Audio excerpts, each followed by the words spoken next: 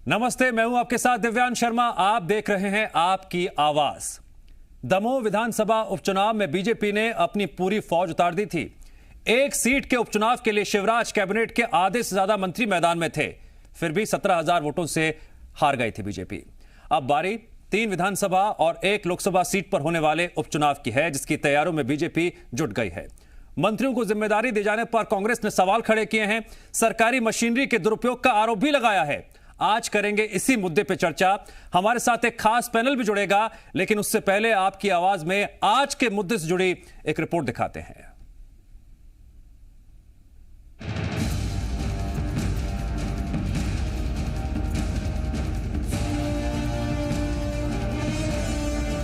मध्य प्रदेश में 3 विधानसभा और 1 लोकसभा सीट पर उपचुनाव की आहट के बीच बीजेपी और कांग्रेस ने तैयारियां तेज कर दी हैं।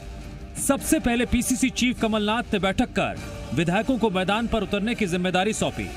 तो वहीं रविवार को बीजेपी की मैराथन बैठक चली, जिसमें मंत्रियों को जीत की जिम्मेदारी देते हुए बीजेपी ने उपचुनावों के लिए अपने नेताओं को प्रभारी बनाया, जिस पर कांग्रेस हमलावर हो गई। कांग्रेस के पूर्व सांसद प्रताप भानु शर्मा ने मंत्रियों के प्रभार दिए जाने पर कहा, कांग्रेस की तैयारियों से बीजेपी डर गई है।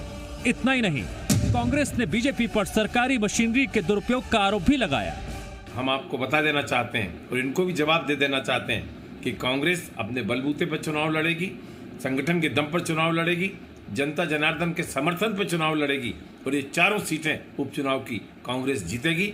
चाहे ये कितनी शासकीय नीतियों की घोषणा कर दें, चाहे कितने ही मंत्रियों की ड्यूटी लगा दें, इस उपचुनाव में इनकी हार सुनिश्चित है।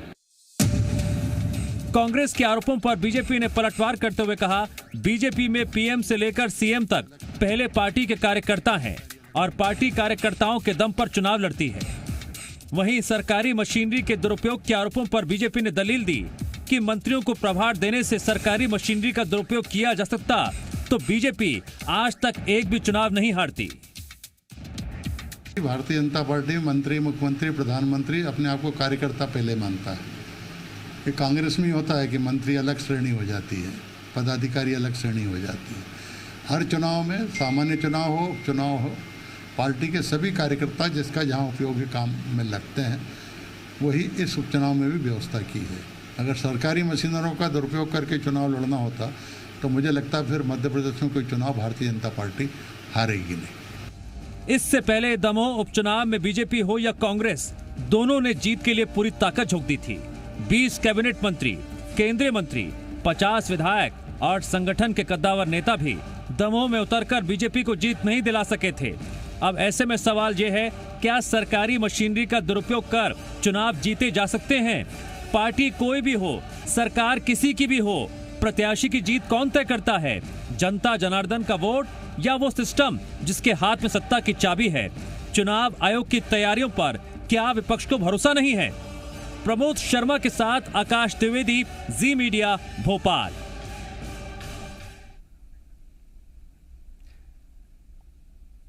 जी हां, उपचुनाव को लेकर सियासी घमासान मचा हुआ है और जो बयान सामने आ रहे हैं उसी के तहत आज इस मुद्दे पर हम चर्चा करने जा रहे हैं।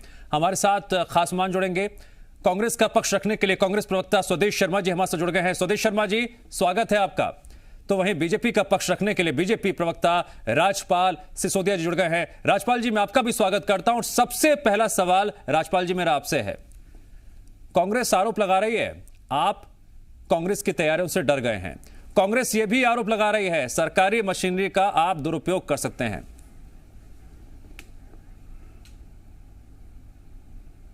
ये समझना पड़ेगा कि भारतीय जनता पार्टी की मध्य प्रदेश में सरकार और जिस उद्देश्य को लेकर सरकार काम कर रही है वो उद्देश्य बहुत पवित्र उद्देश्य है। हम मध्य प्रदेश की 7 करोड़ जनता की सेवा करना चाहते हैं और साथ में मध्य प्रदेश का सर्वांगीण विकास भी करना चाहते हैं।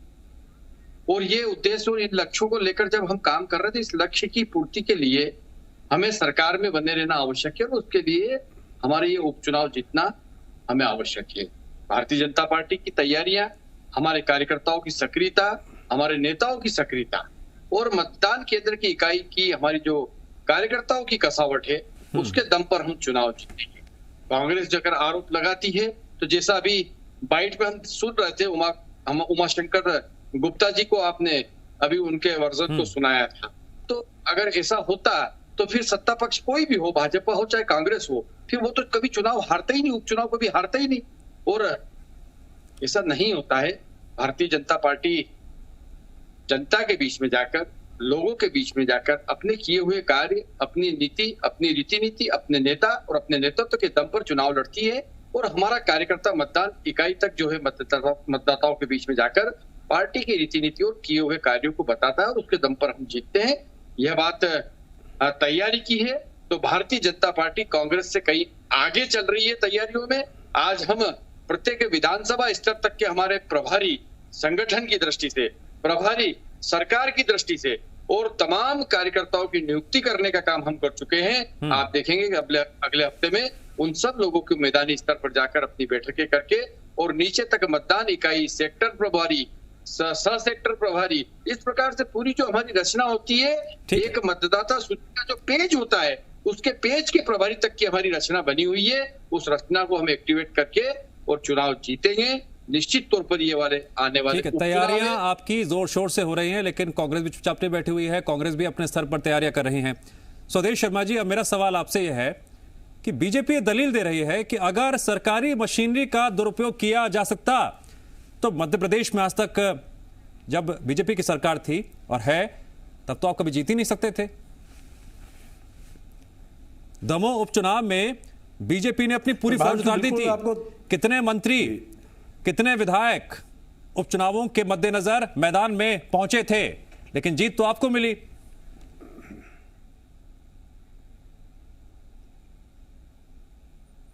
प्रभांशु जी, आप विद्वान पत्रकार हैं और मैं समझता हूं थोड़ा सा पीछे जाना पड़ेगा। 2017 में 3 बाई इलेक्शन हुए थे और तीनों कांग्रेस जीती थी। सत्ता के विपक्ष में थे हम, उसकी बात बता रहे हैं। 2017 की 3 बाई इलेक्शन हुए, तीनों कांग्रेस जीती। माननीय मुख्यमंत्री शिवराज सिंह जी का चेहरा जनता को ने नकार दिया था। 2018 में जब आम चुनाव हो गए तो इनकी सरकार को उखाड़ फेंटा और हम सरकार में आए, लेकिन बैकडोर एंट्री करके खरीद फरोख्त से दोबारा मुख्यमंत्री बन गए। मुख्यमंत्री बनने के बाद मुद्दा अलग है, मुद्दा अलग है। जो मुद्दा आप बता रहे हैं वो मुद्दा अलग है। जो मुद्दा आप बता रहे हैं वो मुद्दा अलग है। थोड़ा सा वक्त दीजिए साहब, इंटरप्ट तो कीजिए। ठीक है, बोलिए। थोड़ी सी सुन तो लीजिए आप। अब इनकी सरकार में, अब ये सरकार में बैठ गए। सरकार में इनकी रीतियां नीतियां लोगों को पसंद नहीं आ रही हैं। लोग परेशान है। त्राहिमाम चारों ओर मचा रहा। कोरोना काल में 2 लाख लोगों की मृत्यु हुई। इस बीच एक बाई इलेक्शन आया दमोह का, और दमोह के बाई इलेक्शन में जैसा कि आप कह रहे हैं सारे संसाधन लगा दिए, करोड़ों रुपए गाड़ियों में वीडियो दिखाई दिए और सारी मीडिया में चले, पकड़े गए। लेकिन भाई सरकार इनकी होते हुए कुल मिलाकर के जहां वो रुपए बरामद हुए उन पर केस रजिस्टर्ड ना हो सके। लेकिन जनता ने यह ठान लिया है, ये मंडल सेक्टर की अपनी बात कर रहे हैं, मंडल कमंडल की, कि हमारी नियुक्तियां हो गई हैं। नहीं स्वदेश शर्मा जी, मंडल सेक्टर की आप बार-बार कह रहे हैं जनता ने ठान लिया है, जनता तय करेगी। फिर सरकारी मशीनरी बीच में कहां से आ गई? यही तो मेरा सवाल है आपसे। ये संसाधन पूरे लगा देते हैं, बावजूद इसके ये संसाधन पूरे लगाते हैं, नो डाउट लगाते हैं, आगे भी लगाएंगे, मुझे अंदेशा है। लेकिन जनता ने ठान लिया है, इनको सिरे से नकारने का काम जनता करेगी। क्योंकि हमारा यूथ कांग्रेस का कार्यकर्ता लग चुका है, 1 बूथ 10 यूथ के फार्मूले पर काम कर रहा है। मंडल सेक्टर की बैठकें चल रही हैं, हमारे प्रभारी निरंतर वहां संपर्क में है। और कुल मिलाकर के ये एक ऐसा स्ट्रक्चर तैयार हो चुका है कि सरकार की जो विफलताएं हैं, कोरोना काल में जो लोग परेशान हुए हैं, 2 लाख लोगों की जो मौतें हुई हैं, उन मौतों को भूला नहीं है मध्य प्रदेश। और ऑक्सीजन के अभाव में जो लोगों के और जरूरी दवाइयों के अभाव में लोगों के प्राण गए, इसको कोई भूला नहीं है। और इन्हें रहा सवाल इस बात का, मरने के बाद प्रमाण पत्र में भी कोरोना नहीं लिखा, क्योंकि चाहे इनको कुल मिलाकर के आप मुद्दे भटक रहे हैं, मैं आऊंगा आपके पास। राजपाल जी, कांग्रेस ने यह भी आरोप लगाया कि कोरोना की तीसरी लहर की आशंका के मद्देनजर वैक्सीनेशन, कोरोना के तहत तमाम इंतजाम करने के तहत क्राइसिस मैनेजमेंट बैठकें तो होती रहेंगी, लेकिन जब मंत्रियों की जिम्मेदारी उपचुनावों में लगा दी जाएगी तो फिर कैसे काम होगा? देखिए, निश्चित तौर पर कोविड पूरे विश्व में था, उन प्रांतों में भी था या है जहां कांग्रेस की सरकार। हमने जो इंतजाम करे और अन्य प्रांतों ने इंतजाम करे, उसका अगर हम तुलनात्मक अध्ययन करेंगे तो हम पाएंगे कि मध्य प्रदेश की सरकार ने बेहतर इंतजाम कोविड के समय पर करने का काम किया। बेहतर तरीके से कोविड प्रोटोकॉल का पालन यहाँ की जनता ने किया सहयोग किया और उस सहयोग की वजह से आज हम कोविड जैसी महामारी से लड़कर और विजयश्री की ओर बढ़े हैं। वैक्सीनेशन में भी अगर आप देखेंगे तो मध्य प्रदेश में वैक्सीनेशन का ये राष्ट्रीय कार्यक्रम है। लोग तरसते रहे, ऑक्सीजन के अभाव में मरते हुए लोगों को दम तोड़ते हुए मैंने स्वयं देखा है। आप कैसी बातें कर रहे हैं कोरोना के इस दौर में, और आपने जिस तरह से बयानबाजी करने के अलावा कोई काम नहीं किया। भारतीय जनता पार्टी की सरकार के जितने मंत्री हैं, सारे मंत्री अपने बंगलों में रहे, बस 10:30 बजे मीडिया के सामने आके एक बयान जरूर देते रहे, बकाया जमीन पर काम नहीं किया। ठीक है स्वदेश जी आता हूँ उनके पास, स्वदेश जी आता हूँ। विद्वत्ता और अपनी शालीनता का परिचय आपका अवसर आने पे बात करें तो मैं ये कह रहा था कि मध्य प्रदेश के अंदर जनता निश्चित तौर पर भारतीय जनता पार्टी के साथ है, जनता का आशीर्वाद भारतीय जनता पार्टी के साथ है। जहां तक कोविड के प्रबंधन की बात है, उस प्रबंधन को छोड़ के अगर हमारे प्रभारी मंत्री क्षेत्र में चुनाव प्रचार करने जाए गए तो आपका प्रश्न है कि वो प्रभावित होगा, ऐसा नहीं होगा। हमारे कोविड के मंत्री, हमारे प्रभारी मंत्री, हमारे चुनाव में जिनकी ड्यूटी, ये सब बखूबी अपने अलग अलग दायित्वों का निर्वाह करते हुए चुनाव के कार्य को भी बखूबी ठीक है। हर पार्टी की देखिए सवाल यह है कि बीजेपी हो या फिर कांग्रेस, हर पार्टी की अपनी रणनीति है और उसी रणनीति के तहत तैयारियां अपने अंजाम तक पहुंचाई जाएंगी, ये अलग विषय हो गया। लेकिन स्वदेश शर्मा जी, अब मेरा सवाल आपसे यह है कि एक वक्त वो भी रहा है जब चुनाव के दौरान, चुनाव से पहले ईवीएम मशीन को लेकर भी कई सवाल खड़े किए गए थे, और जब जीत होती है तो उस मुद्दे को दफना दिया जाता है, लेकिन जब हार होती है तो मुद्दा भी बार बार सामने आता है।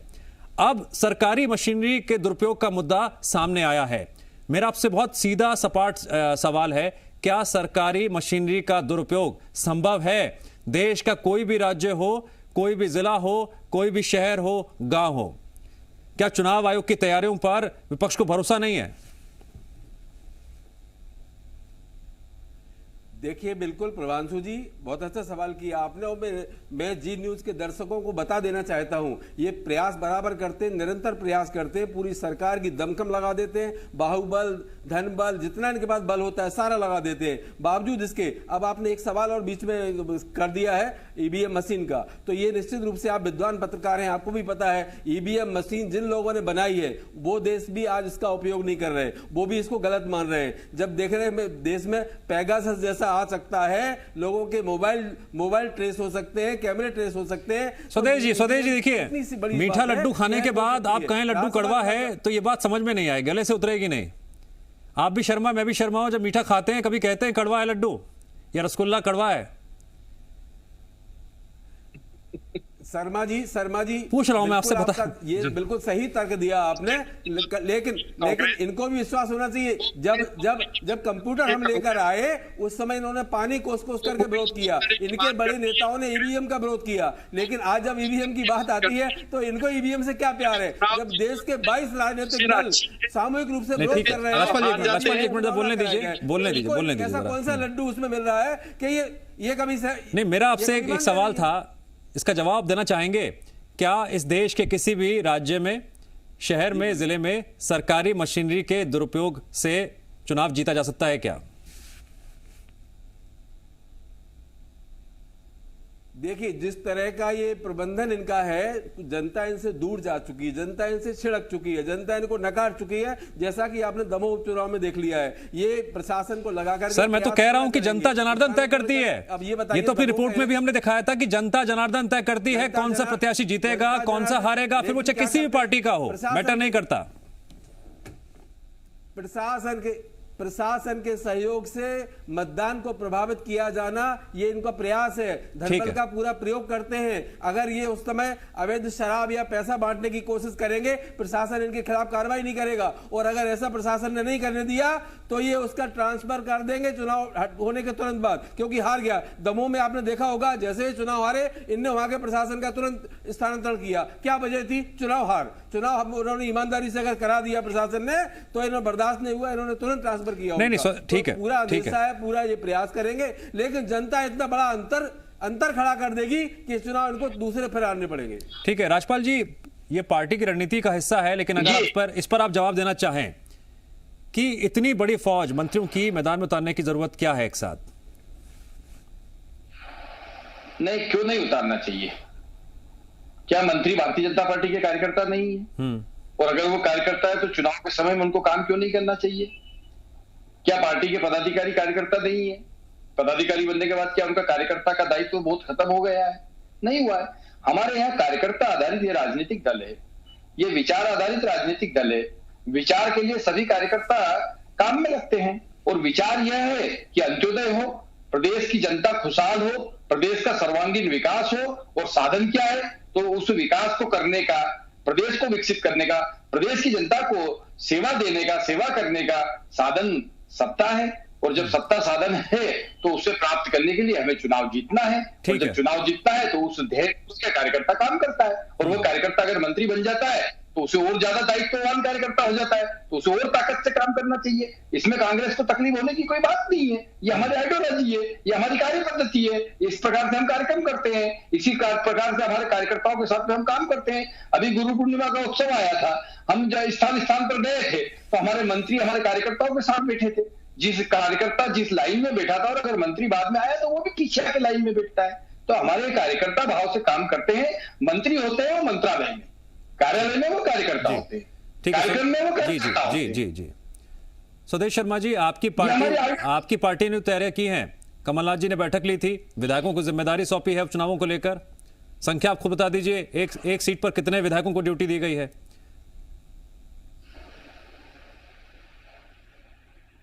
देखिए, हमारे यहाँ यूथ कांग्रेस का वन बूथ 10 यूथ कार्यकर्ता बूथ तक तैनात हो चुका है, वो काम कर रहा है। सारे स्थानीय बड़े पदाधिकारी और कार्यकर्ता सब में समन्वय है, सब काम कर रहे हैं। वो काम तैयारी शुरू कर दी है। जिस तरह से माननीय कमलनाथ जी ने दमोह चुनाव की रणनीति तैयार की थी, ठीक उसी पैटर्न पर दोबारा ये चारों उपचुनावों की तैयारी की है। और इन तैयारियों में बिल्कुल ये स्पष्ट हो चुका है कि ये भाजपा को हारना तय है। उसकी एक बहुत बड़ी वजह है, इनका कार्यकर्ता इनसे दूर जा चुका है। जनता तो छोड़िए, क्योंकि ये शिवराज और महाराज एक्सप्रेस है। इनका जो दरी बिछाने वाला, जिस तरह चबाने वाला कार्यकर्ता था, उसको तवज्जो नहीं दी जा रही है। श्रीमंत महाराज आए हैं पार्टी में, उनके कार्यकर्ता। स्वदेश जी, आप फिर मुद्दे से भटक रहे हैं। मेरा सवाल यही है, मैं देखिए, मैं बहुत साल को इसी बात कहना चाहता हूं, बीजेपी हो या कांग्रेस हो जी कराते हैं तो उसके अंदर सिंधिया जी की कमी का वायरस घुस गया है। इनको कोई भी बहस हो, कोई भी डिबेट हो, कोई भी मुद्दा हो, बिना इनका कुछ होता नहीं है, चलता नहीं है। मैं फिर कह रहा हूं कि जनता जनार्दन तय करेगी ना। फिर ये सरकारी मशीनरी का मुद्दा बार बार क्यों उठाया जाता है, या फिर इसके पीछे सिर्फ और सिर्फ सियासत है, सियासी हमले हैं? ये चर्चा का आज विषय था। क्या खुलकर स्वदेश शर्मा जी ने इस पर बात की? राज्यपाल सिसोदिया जी ने इस मुद्दे को लेकर जो बेबाकी से बात रखी, उसमें कितना दम है? ये अपने आप में एक विषय हो सकता है, लेकिन सबसे बड़ा विषय यही है स्वदेश जी और राज्यपाल जी कि जनता के हाथ में चाबी है। जनता तय करेगी कौन जीतेगा, कौन हारेगा। सियासी वार पलटवार अपनी जगह हैं और तैयारियां अपनी जगह हैं। दोनों ही पार्टियों का यह पूरा हक है कि मैदान में किसको उतारना है, किसको क्या जिम्मेदारी देनी है। फिर कांग्रेस को क्यों ऐतराज है, जबकि वो खुद अपनी पार्टी के विधायकों को भी उपचुनाव में मैदान में जुटने के लिए आदेश दे चुकी है, दिशा निर्देश दे चुकी है। बहरहाल, स्वदेश शर्मा जी और राज्यपाल जी, आप दोनों का शुक्रिया इस चर्चा में जुड़ने के लिए। और यहां वक्त है ब्रेक का।